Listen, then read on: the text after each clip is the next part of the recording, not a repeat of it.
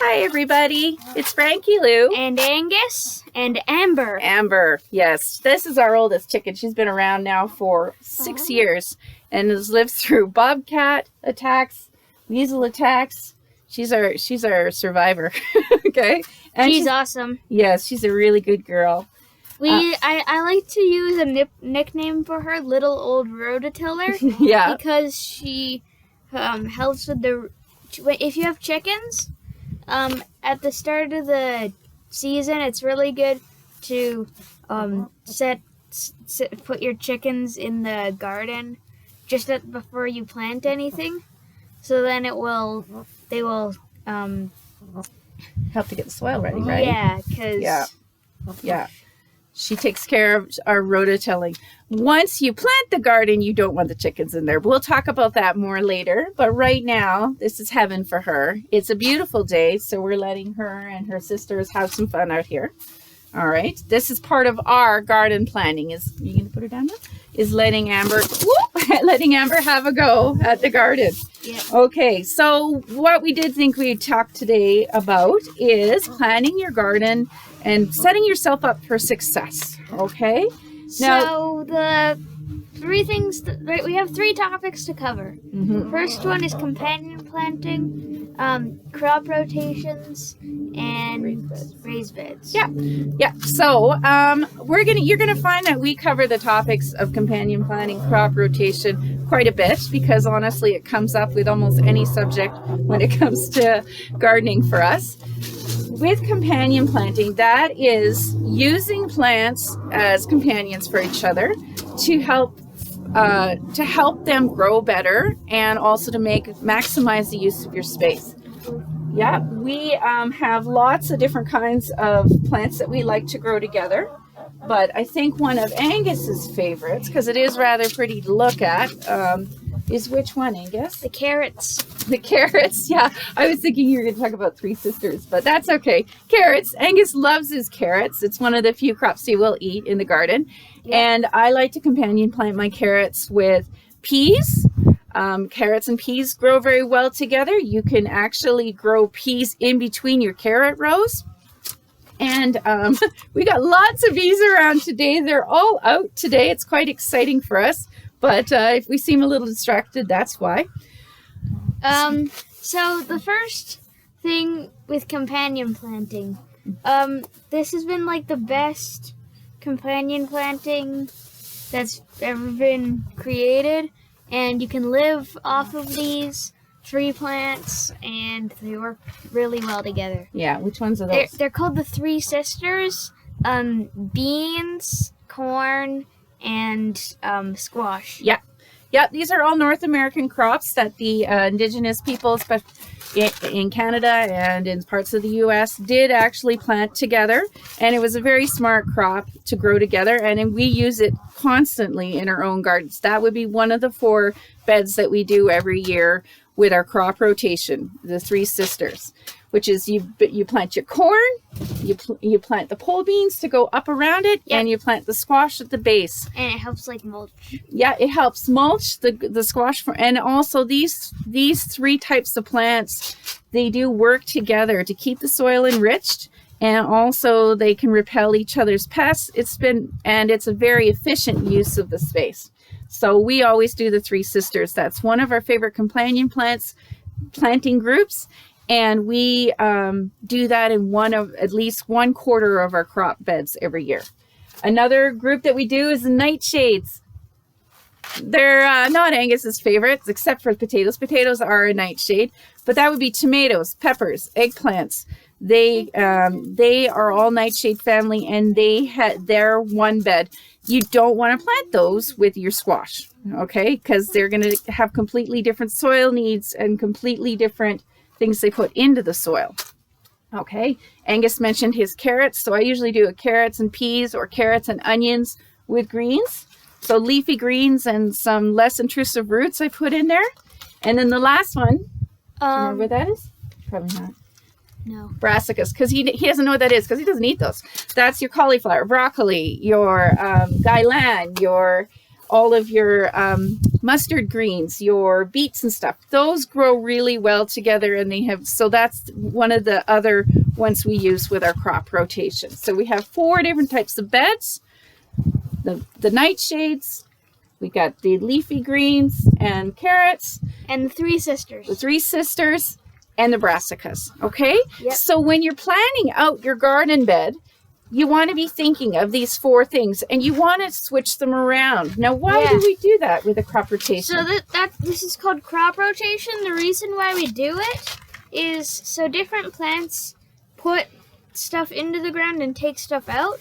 So if you planted stuff in the same place every time, it would deprive it of the thing that it takes out and oversaturate it with the stuff that it puts in.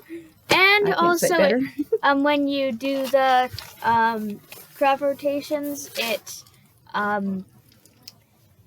prevents it confuses the pests. Confuses the pests. They don't know where to go because a lot of the animals, and including the little animals, the little invertebrates that are going after your crops, if you keep planting things in the same place every year, they know, and they lay their eggs there. And then their eggs come up and into new little critters the next year. If the same crop is there, guess what? They've got a feast. If they have to move, they get a little bit more confused. It really, really does help. Now, when you're planning out your sets of 4 beds in your garden, I highly recommend the 4x4 size. I've fiddled with other sizes before with my raised beds, but honestly, 4x4 is good. And one of the main reasons is Angus and I do a lot of gardening together. I can reach into the middle of the bed, and so can he. Small people, old people. 4x4 is a manageable size bed.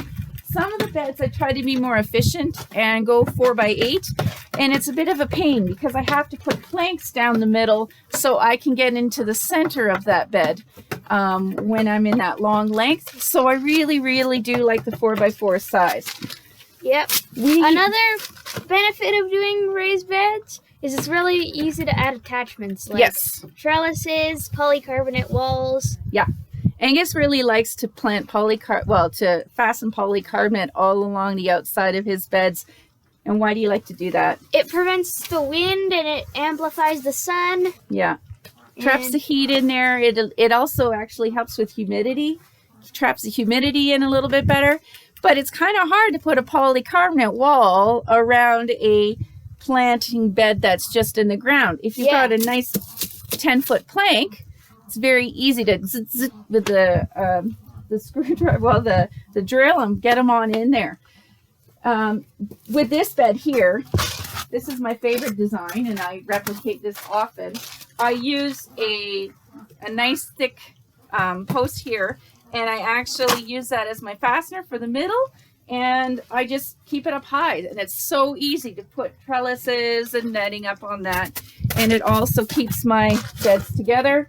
I highly recommend that you go no less than a 10-inch plank as the base of your spine, although I'll go 12 when I can afford it. And the other thing that we like to do is to help to keep the number one pest that we have to face here is we put fine chicken screen underneath, stapled onto the bottom of each of these before we put them in place. We also fill it with really, really good soil. I don't recommend buying it by bags. That's always going to end up being more expensive.